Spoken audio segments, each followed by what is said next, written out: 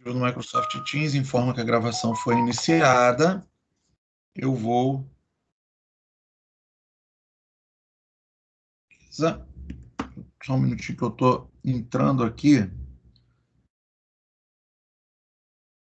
pelo celular também no chat do nosso grupo. Para quê? Para que durante o compartilhamento da tela, se alguém fizer uma pergunta por escrito no chat, eu vou conseguir visualizar com maior facilidade já respondendo vocês. Beleza? Vou começar aqui o compartilhamento da tela, a gravação já foi iniciada. Ao final do encontro, eu vou baixar e disponibilizar a gravação nos canais de costume. Gente, então tá aí, né? Esse aí vai ser o nosso trabalho de hoje. Eu trouxe para vocês, fiz aí um caso, né? Um caso simulado, como se fosse uma questão de prova, do qual, através da leitura desse caso concreto, vocês têm que depreender qual será a solução aplicável, a peça processual aplicável. É claro que no nosso enunciado de hoje eu já entrego aqui que a peça é a resposta à acusação, mas numa prova não vem a informação em específico da peça, tá bom? Você tem que identificar ela dentro dos elementos que são apresentados. Vamos lá para a leitura do caso concreto. Tá? Dentro desse caso concreto, vamos fazer o seguinte: ó, Tício foi preso em flagrante delito pela suposta prática do crime de furto simples, descrito no artigo 155 do Código Penal.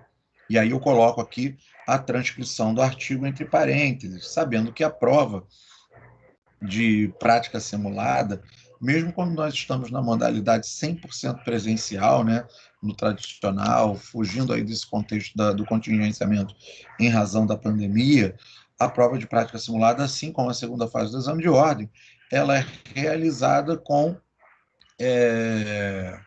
permissão de consulta ao código, né, à legislação não comentada. Então, bastaria simplesmente informar que ele foi preso com base no artigo 155 do CP. Você está com o CP ali, você teria que, né, ir lá consultar o CP e ter uma certa noção de procedimentabilidade. Então vamos lá, 155 do CP. Subtrair para si ou para outro em coisa alheia móvel, pena reclusão de 1 a 4 anos. Vou grifar aqui e negritar o 4 anos, em razão de um detalhezinho que eu já vou indicar para a gente ir ficando, né, esperto com relação à identificação de elementos de resolução do caso. Uma pena de reclusão de 4 anos e multa. Na audiência de custódia, foi deferida a liberdade provisória do mesmo, sem fiança. Naquela oportunidade, forneceu, Tício, né, o preso, forneceu o endereço completo e demais documentos pessoais através do defensor público nomeado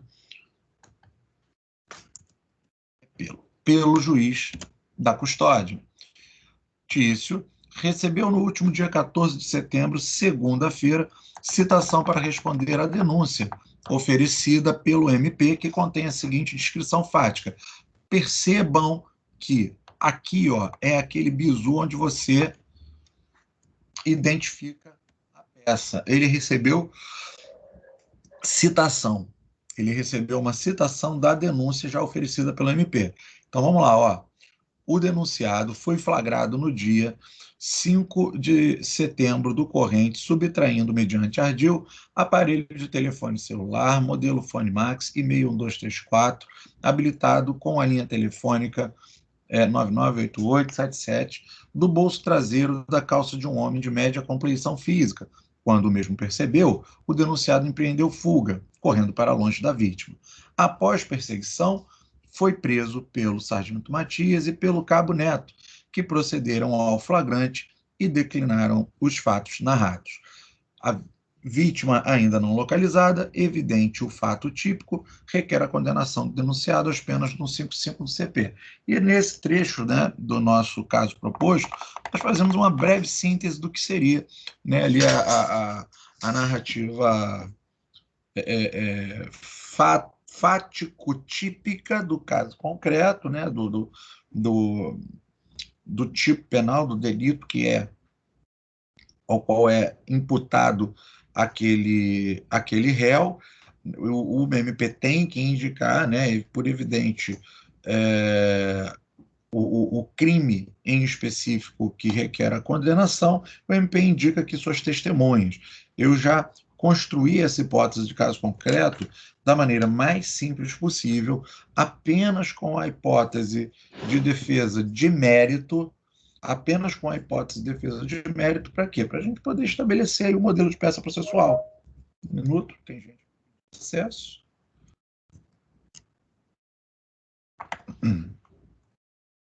Beleza?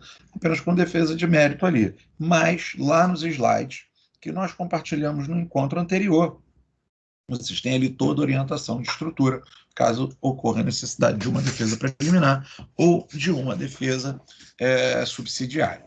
Beleza? Vamos lá. Tício lhe procura na qualidade de advogado para responder à citação que recebeu, esclarecendo que, geralmente, quando o caso concreto é de resposta à acusação, vem esse termo aqui, esclarecendo que, são apresentados elementos que vão estruturar a nossa tese, né? A nossa tese defensiva. Então, vamos lá, deixa eu dar o grifo aqui nesses 3 elementos que eu apresentei, né? Esclarecendo o quê? A suposta vítima é seu amigo Mévio. Tratava-se de uma brincadeira entre amigos. O telefone é de propriedade do próprio Tício e está habilitado em seu nome, com número registrado na operadora Escuro Telecom SA. Vamos lá, vamos dar uma olhadinha de novo lá no que diz o texto do artigo 155 do Código Penal. Vou colocar ele aqui numa telinha à parte.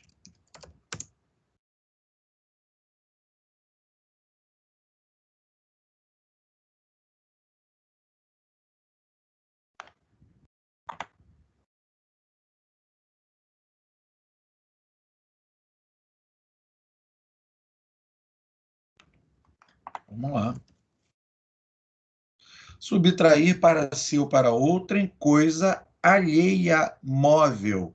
Note-se que o caso concreto dá conta de que o telefone é de propriedade do próprio Tício e está habilitado em seu nome. Logo, a coisa não é alheia. Se a coisa não é alheia, o crime, né, é impossível.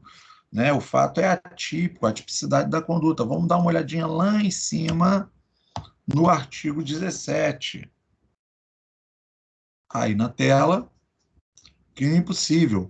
Não se pune a tentativa quando por ineficácia absoluta ou por absoluta impropriedade do objeto, impossível de consumar-se o crime. Logo, o crime é impossível, de impossível consumação. Eu não consigo subtrair coisa que me pertence. Como é que eu vou furtar o meu próprio telefone celular? Não. É fato atípico. O crime inexiste. Impossibilidade absoluta de estabilização do tipo penal, né, de tipificação do delito narrado. Vamos lá. Considere que todos os documentos foram entregues pelo assistido. Quando o caso concreto menciona que os documentos foram entregues, é porque você, em algum momento da tua peça processual, tem que dizer que está juntando eles e redige a peça processual cabível, assinando-a no último dia do prazo. Vamos observar algumas questões atinentes à contagem dos prazos, tá? No prazo de processo penal. Então, outras informações que devem ser consideradas para a elaboração dessa peça processual. Primeiro, a suposta vítima é seu amigo Mévio. Estou apresentando o nome de uma determinada pessoa aqui, cujo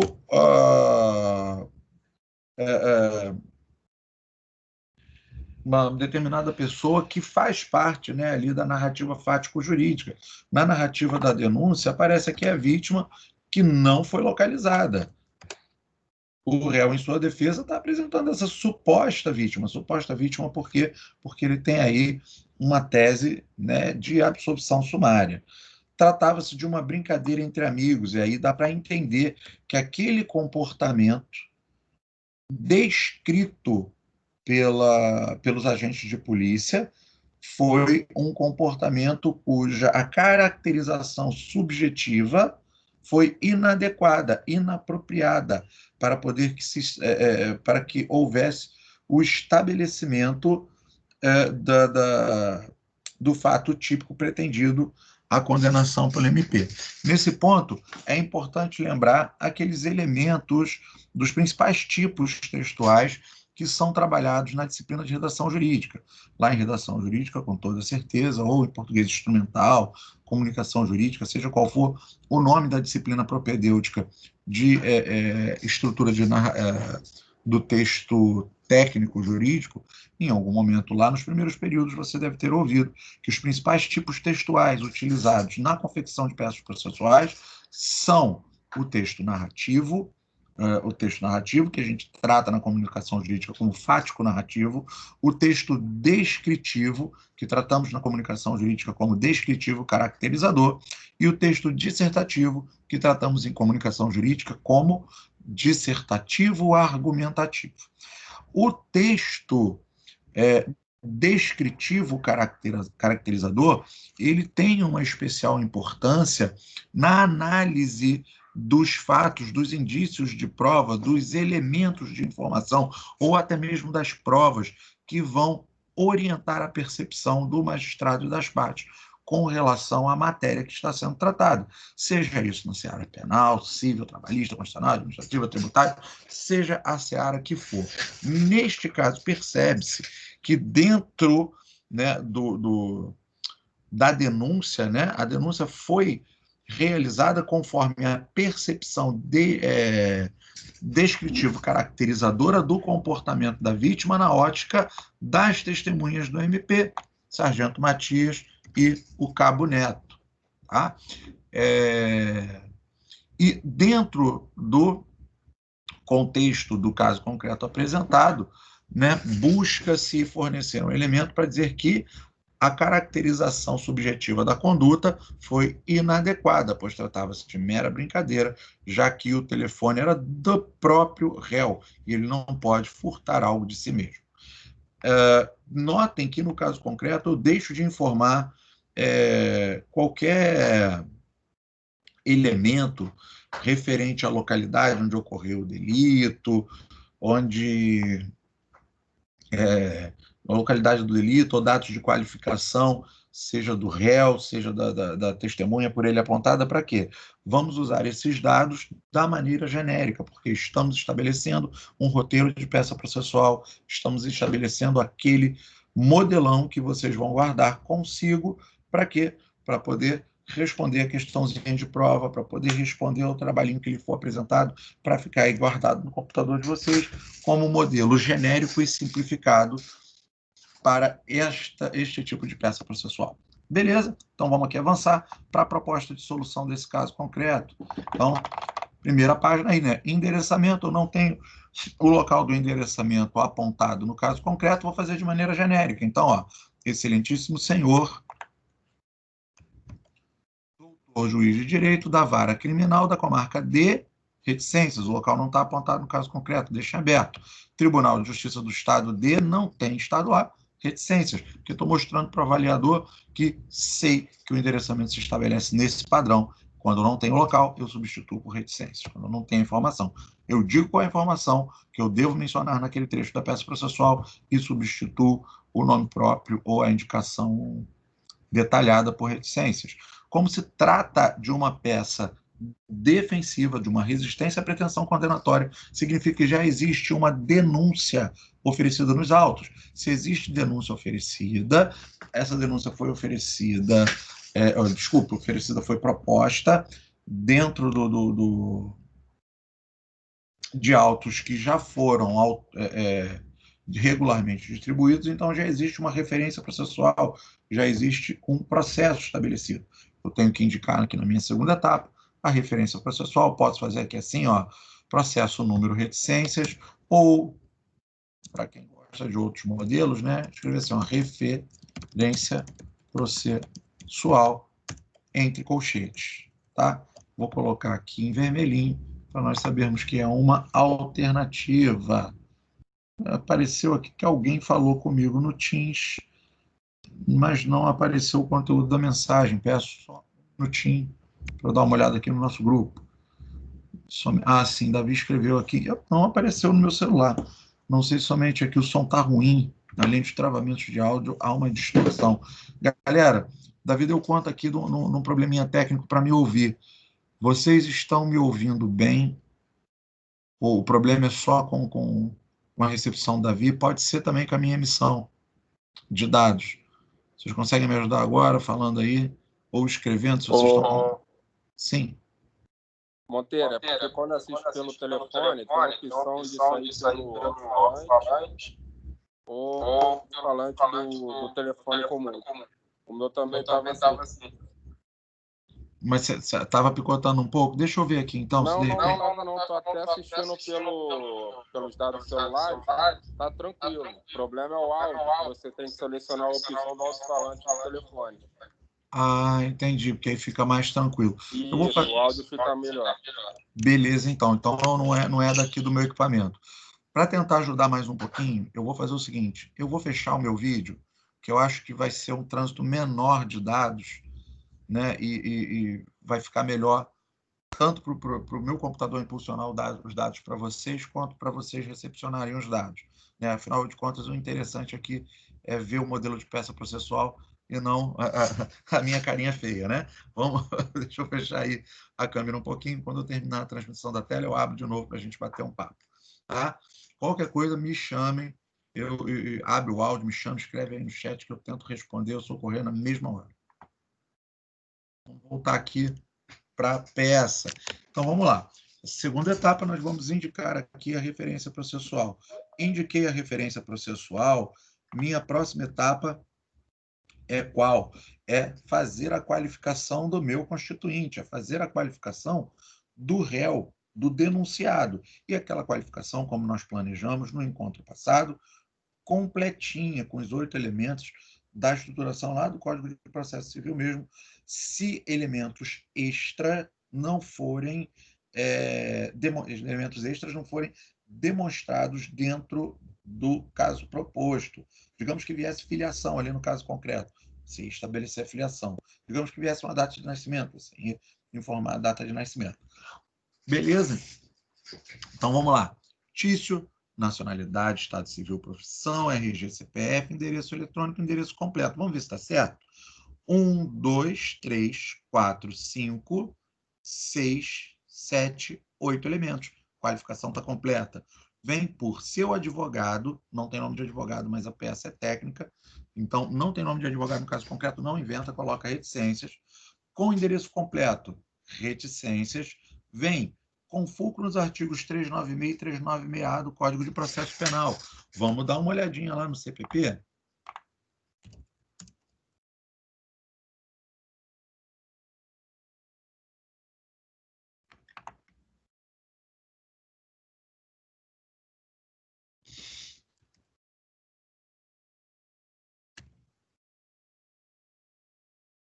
Aqui, ó, nos procedimentos ordinário e sumário, oferecida a denúncia ou queixa, o juiz, se não a rejeitar liminarmente, receberá e ordenará a citação do acusado para responder à acusação. Aí a nossa opção de peça processual. E aqui, ó, muito importante, no prazo de 10 dias. Vocês anotaram lá que no caso concreto, né, está dizendo a data da citação aqui, ó, que o Tício recebeu no último dia 14 de setembro, uma segunda-feira, citação para responder à denúncia oferecida pelo MP, que contém a seguinte descrição. Então, eu preciso focar nessa data, 14 de setembro, segunda-feira. Tá? Vamos lá. Opa, já fui para o final da peça. Vamos aqui. Então, estava aqui na fundamentação. Então, ele vem com fulcro no 396 e 396A, que falam aqui no processo penal da oferta de resposta à acusação em 10 dias no procedimento ordinário e sumário, e que na resposta o acusado poderá arguir preliminares, alegatura que interessa a sua defesa, oferecer documentos e justificações, aí, ó, documentos que são mencionados lá no caso concreto, e justificações já era só uma brincadeira, né? Especificando provas pretendidas e, aqui, rolando testemunhas, qualificando-as e requerendo sua intimação quando necessário. Vamos trabalhar isso aí, tá? Vamos aqui para o nosso caso concreto. Então, com fulcro, a fundamentação da peça processual será nesses 2 artigos do Código de Processo Penal, verbo adequado à resposta à acusação, ela é oferecida, já que é uma peça de natureza defensiva que vem sobre autos já existentes. Apresente nome iuris, nome da peça, resposta à acusação. A colinha estava onde? Estava lá no próprio artigo, ó, conforme nós demonstramos aqui. Beleza, passou. Não tem nenhum elemento lá no caso concreto que indique, que denuncie que o caso concreto está pedindo para que você argumente uma preliminar, tá? A preliminar geralmente 395, uma preliminar de nulidade. Não tem nada nesse sentido. Então, vamos lá. Foi oferecida denúncia pelo Ministério Público perante juiz natural, em face do defendente, pela suposta prática do crime de furto simples, conforme 155 do Código Penal.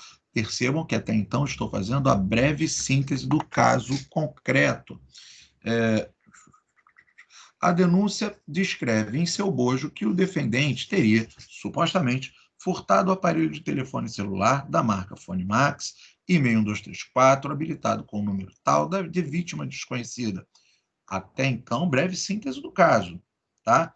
O aparelho de agora sim eu começo com as justificações, com os argumentos, tá? O argumento de cunho jurídico. Deixa eu colocar uma observação aqui no cantinho, que a gente treina normalmente para escrever, ó, dos fatos, vou colocar, e fundamentos. Se tiver deixado só aí os fatos, não. Vou colocar aqui para ficar um pouquinho mais, né, a primeira peça, primeiro modelo. Então, aqui, ó, quando eu começo esse argumento aqui eu comecei a descrever os fatos. E quando eu começo essa fala aqui, eu comecei a tratar dos fundamentos jurídicos, ou seja, dos meus argumentos que vão induzir lá a absolvição. Por quê? Quando eu começo a falar em artigo, eu estou em fundamento de direito. Ó, o aparelho de telefone celular pertence ao acusado, conforme nota fiscal, que ora consta. Lembra que eu falei lá que vai ter um momento que a gente tem que falar do documento? Fala logo dele aqui, ó. Inclusive, a linha telefônica habilitada está em seu nome, junto ao operador Escuro Telecom, conforme contas que também são juntadas nesta presente oportunidade, ou nesta oportunidade. Falei dos documentos. Assim, o fato não constitui crime, é argumento. Na forma do artigo 17 do Código Penal, eis que hipótese de crime impossível, vez que não é... Eita, ficou redundante. Vez que não se pode furtar coisa que não é alheia, coisa própria, pertencente ao próprio réu. Percebam que quando faço esse parágrafo, nós estamos fazendo lá a transposição dos deixa eu descer aqui mais um pouquinho, dos fundamentos jurídicos, ou seja, argumento, para fundamento de direito, né? Ou seja, o artigo de lei, né? A fonte primária da lei que justifica essa minha argumentação. Beleza? Ah, mas, Léo, eu vou colocar em azulzinho, porque isso aqui são observações, para vocês saberem que esses detalhes aqui não precisam ir lá no bojo da tela da peça processual. Mas, Léo, a gente aprendeu que iuria novit curia, só novit a curia. O avaliador do exame de ordem, ele precisa verificar que você, novit curia, que você conhece a lei. Então, ele precisa que você indique o artigo para saber se você está acoplando o artigo adequado no caso concreto. Vamos lá. Não merece prosperar a denúncia ofertada pelo parque aqui está sendo usado como sinônimo de acusador, né, de membro do MP, vez que o fato evidentemente não constitui crime. Por que eu grifei? Apesar de eu ter colocado aqui, nos alicerces da minha argumentação, o artigo 17, as hipóteses de absolvição sumária são aquelas, o que é, né, o nosso objetivo na resposta à acusação, são aquelas que são trazidas pelo artigo 397 do Código de Processo Penal, a saber, a existência manifesta de causa excludente de ilicitude do fato, a existência manifesta de causa excludente de culpabilidade, que o fato narrado evidentemente não constitui crime ou que está extinta a punibilidade do agente. Então, eu tenho que vincular a minha hipótese de absolvição sumária a uma das das hipóteses trazidas no 397 do CPP. Então, vamos lá. Não merece prosperar a denúncia ofertada pelo parquet, vez que o fato evidentemente não constitui crime, devendo ser absolvido sumariamente o acusado, conforme artigo 397, inciso 3º do Código de Processo Penal. Argumento está aqui, e aqui está o direcionamento, né, meritório, ou seja, o fato não constitui crime, previsão legal e a direção, a pretensão absolutória. Trata-se, vamos continuar aí com as justificações, trata-se a suposta vítima de amigo do acusado, Mévio, que estava na posse temporária do aparelho para que o réu fosse ao banheiro. O réu, ao retornar do banheiro, realizou a retirada furtiva do seu próprio aparelho do bolso traseiro de seu amigo, por prática jocosa, brincadeira comum entre os dois. Aqui eu acabei sumindo com um parágrafo, deixa eu colocar ele de novo aqui. Pelo exposto, outro norte não se vislumbra, diverso da absolvição na forma do artigo 397, inciso do CPP. Beleza? Só para ficar completinho ali. Então, feito isso, nós fizemos a narrativa e as justificações devidas. Partiremos para os pedidos.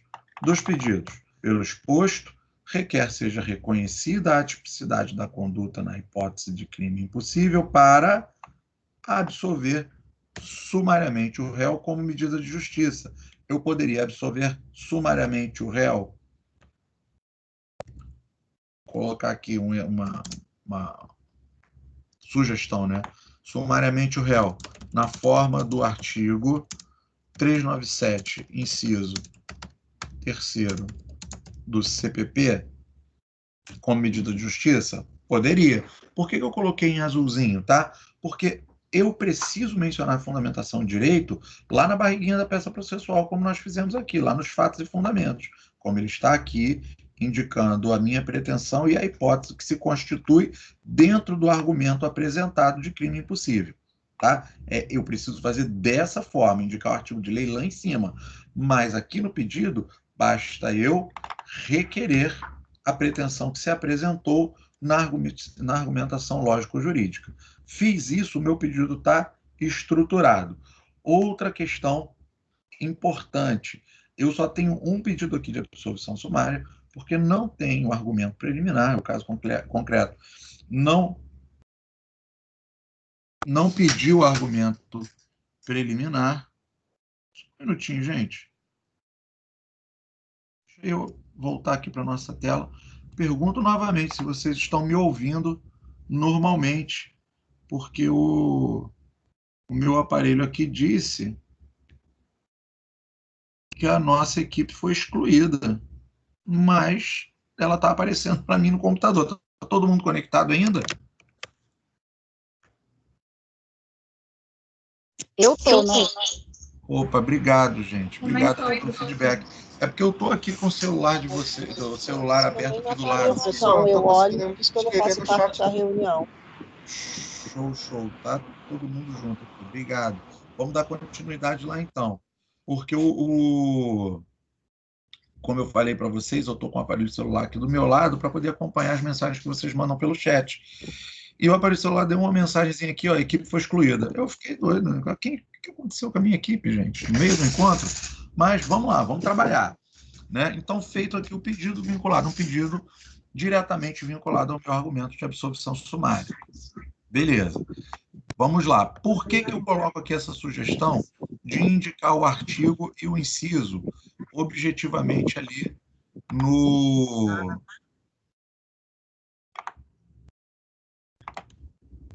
corpo do pedido?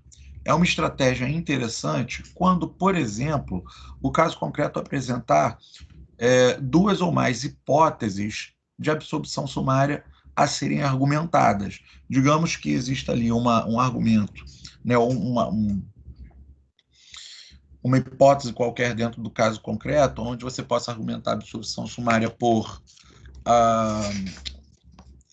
dizendo que o fato evidentemente não constitui crime, e existe uma outra hipótese dizendo que está extinta a punibilidade do agente por algum motivo. Então, você teria que fazer um pedido na forma do 3973, outro pedido na forma do 3974, indicando hipótese por hipótese quais se tratam. Eu vou quebrar aqui essa formatação jogando das provas para a linha seguinte. Deixa eu tentar melhorar essa formatação aqui. Só um minutinho, gente, para tentar fazer com que o nosso documento fique, né, mais legal, de melhor visualização. Bom, depois eu melhoro essa formatação. Feitos os pedidos, nós vamos partir para o trecho das provas, e eu já tinha dado o bizu aí, né, de proposta de redação do trecho de requerimento de provas na semana passada, nos slides que nós exibimos. Então, como é que vai ficar o requerimento de provas? Requer provar alegado por todos os meios de prova em direito admitidos, na forma do 155 e seguintes do CPP, em especial pela prova documental que ora consta. Percebam que lá em cima eu informei que prova documental era essa. Outro bizu. Por que eu já crio o hábito de informar qual é a prova documental que eu estou apresentando quando eu narro os fatos? Se eu informar qual a prova que eu já estou acostando, como fiz, como está aí no corpo desse modelo que eu estou passando para vocês, eu digo lá, olha, conforme nota fiscal que ora costa, conforme contas que inclui por oportuno, coisa e tal, quando eu posso criar esse modelo aqui de requerimento probatório, que ele não vai mudar. Eu não preciso ficar mencionando documento por documento aqui nas provas da resposta à acusação. Só estou dizendo que a prova já está acostada na forma, né, que se demonstra. E lá em cima mencionei, na minha narrativa fático-jurídica, ipsiliteris, o documento que foi apresentado, o documento que foi narrado, né, descrito no caso concreto. Então, eu vou requerer aqui a prova, em especial a prova documental que ora costa, pericial e testemunhal. E, por oportuno, atendo aqui ao comando do 396, ó, arrolo testemunhas. Aqui neste contextozinho probatório mesmo. Arrola por oportuno, deixa eu colocar uma vírgula nesse oportuno aqui que ficou faltando. Arrola por oportuno as seguintes testemunhas como imprescindíveis. Testemunha 1, Mévio, reticências, porque o sobrenome, a qualificação não é apresentada lá no caso concreto. Endereço completo, reticências, que também não é apresentado, coloquei de maneira genérica. Arrolei Mévio, vou partir porque o fechamento da minha petição. Pede deferimento, local não tem especificado, coloco reticências, data, né? Aqui eu coloquei data, mas eu vou colocar entre parênteses, porque quando eu tenho a data, essa informação, da maneira que está aqui escrito, data, ela não deve aparecer. Tá? Data, 24 de setembro de 2020. Advogado, reticências, OAB, UF, fechamos a nossa peça. Vamos aqui pensar no 24 de setembro. Deixa eu andar aqui para o material da prática da aula da semana passada. Peço um minutinho de paciência só para o computador abrir aqui o PowerPoint da semana passada. Beleza. Última página. Aqui, ó. Pedido local, data. Atenção ao prazo de 10 dias para resposta. Deve-se indicar o último dia do prazo, vide súmula 710 e 310 da STF e 798 do CPP. Vamos dar uma olhadinha aqui rápida na súmula. Súmula 710 STF.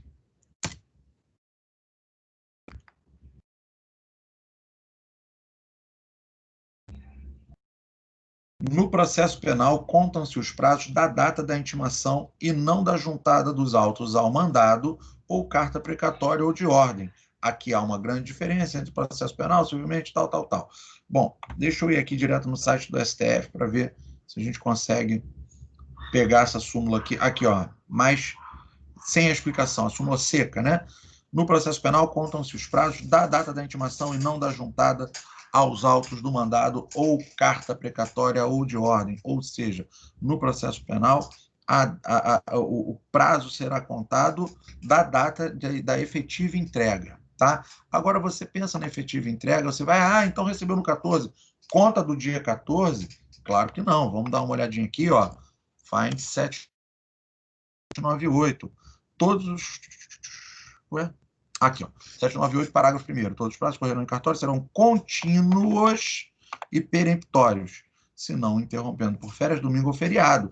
Ou seja, serão contínuos, mas não podem cair nem a data de início, nem a data de fim em dia que não seja útil, tem que cair em dia útil. Não se comportará no prazo o dia do começo, incluindo-se, porém, o dia do vencimento. Ou seja, esse prazo para citação é prazo de direito processual. Como é prazo de direito processual, vai contar conforme a regra do 798, parágrafo 1º, e considerada a data do recebimento, conforme a orientação da súmula 710 do STF. Significa dizer que, iniciou no dia, vamos lá para o meu calendário aqui, 14 de setembro do corrente, exclui o dia do início, dia 14, então conta a partir do próximo. Então, a conta a partir do dia 15, 15, 1, 16, 2, 17, 3, 18, 4, 19, 5, 26, 21, 7, 22, 8, 23, 9, 24, 10. 24 cai numa quinta-feira. Então, sendo assim, trata-se de dia útil. Logo, a data da assinatura da nossa peça processual será 24 de setembro de 2020. Entenderam como é que essa contagem se deu? Contagem de prazo de processo penal exclui o dia do início, inclui o dia do final. Regrinha do 798. Contagem de prazo de... Oi? São dias úteis ou corridos? Corridos. Ok, desculpa. Corridos, Laís, corridos. O entendimento do STF nesse sentido, tá? Deixa eu até ver aqui. Eu tinha separado, mas toda hora eu estou tendo que reiniciar o computador antes da aula, porque eu deixo tudo separadinho aqui para compartilhar com vocês nas telas. Se dia o prazo judicial terá início na segunda, aqui está falando que do início em dia útil. Eu tinha separado também um texto aqui do site do STF falando justamente sobre isso. Era uma jurisprudência que o ministro falava que a natureza dos prazos do processo civil é diferente da natureza do prazo do processo penal, que no processo civil você tem ali relações de direito privado, você tem outros valores são tutelados pelo direito civil, né, que está ali dentro do processo civil. O processo civil é ramo de direito público que serve para instrumentalização de direito civil, que é um ramo de direito privado. No caso do processo penal, que também o processo penal é um ramo do direito público, mas que serve de instrumentalizador para o direito material penal, que também é ramo do direito público, e que, diante da natureza desse direito material em específico, os prazos têm a regra deles específicas, as regras específicas deles, deve ser seguida a instrumentalidade trazida pelo CPP e as regrinhas para o direito material trazidas pelo CP, e que aquela regra nova do CPC não se aplica à contagem dos prazos do processo penal. Ou seja, esses prazos, simplificando tudo, para o processo penal e direito penal, prazo em dia corrido. O único cuidado que eu tenho que ter aqui na matéria penal é que, se o prazo for de natureza processual penal, eu excluo do início e incluo do final. Ou seja, publicou 14, citou dia 14, intimou dia 14, eu conto a partir do dia seguinte. Eu conto 15, 16, 17, 18, até chegar no dia 24. Se fosse um prazo, por exemplo, prescricional, um prazo de direito material penal, eu contaria como? Eu ia excluir do início? Não, eu incluo do início. Eu contaria 14, 15, 16, 17, ia cair lá no dia 23, por exemplo, no prazo de 10 dias de direito material. Por quê? Porque nós vamos trabalhar com o favor rei, com a observância da interpretação mais benéfica ao réu. E os prazos de direito material são mais benéficos ao réu, desde que incluídos o dia de início e também por orientação objetiva do Código Penal. Agora, pode ser que eu erre de cabeça, mas eu já digo, acho que está lá pelo artigo 10 do CP, eu já informo. Espera aí. Não é isso, não. Não, estou na lei de introdução, então não vou achar. Só um minutinho, que eu estou aqui com o CP na mão.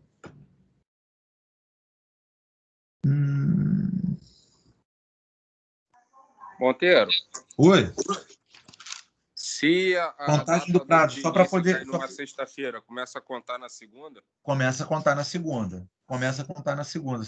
Bem pertinente sua pergunta. Espera aí que eu já vou trabalhar ela. Só para concluir o raciocínio anterior, ó, o artigo 10º do Código Penal fala sobre a contagem do prazo do direito material. O dia do começo inclui-se no cômputo do prazo, contam-se os dias, os meses e os anos pelo calendário comum. E não é pelo calendário comercial, é contar ali um a um pelo calendário comum. Tá? Então, esses são os esclarecimentos dessa contagem do prazo. O que nos interessa para a prática simulada penal nessa contagem de prazo de peça processual, a regrinha do 798 do CPP, na forma da orientação do 710 do STF. Indo aí para a pergunta do... Acho que foi Antônio que fez a pergunta. Pela voz, foi Antônio. Foi Antônio que fez? Foi. Foi. Voltando aí para a tua pergunta, Antônio, que se a citação foi numa sexta, vai começar a contar na segunda, porque exclui o dia de início. Aí o próximo é sábado, que não é dia útil, o outro é domingo, que não é dia útil. Você começa a contar na segunda-feira útil. Normalmente, no exame de ordem, o avaliador coloca citação recebida no dia tal, uma segunda, uma terça, uma quarta. E geralmente vem com a observação assim do lado. Considere que inexistem feriados no período. Então, você vai contar corrido, lançando, né, excluindo de início, incluindo de final, iniciando em dia útil, terminando em dia útil, e excluindo, né, desse interregno os sábados e os domingos só. Por sorte, os prazos de processo penal são bem mais curtinhos, né? Então tem muito pouca pegadinha para você tropeçar nesse sentido. Vejam como é importante a questão da regrinha do prazo. Normalmente, dos 5 pontos da peça processual penal, o prazo ali no exame de ordem conta de 2 a 4 décimos. Se a peça for curta, eu já vi contar 5 décimos. Lembrando que 5 décimos para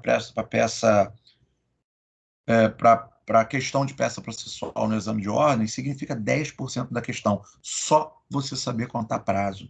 Tá? Então é muito importante, percebam ainda, que só para falar de prazo, eu dediquei um pouco mais de tempo, né, na leitura, na análise da peça proposta, do que em outros trechos dela, que são bem faceizinhos. Tá? Mas essa análise com relação ao prazo de processo penal vai servir para todas as nossas peças daqui para frente. Tá? Deixa eu fechar aqui minha telinha do Word para que o modelo seja salvo e eu já possa compartilhar com vocês aqui no Teams. Deixa eu abrir aqui o meu chat. André, mas qualquer coisa, abre o áudio se você precisar falar comigo, então, meu parceiro. Porque às vezes o Teams faz realmente dá esse bugzinho. Deixa eu parar aqui a gravação, que aí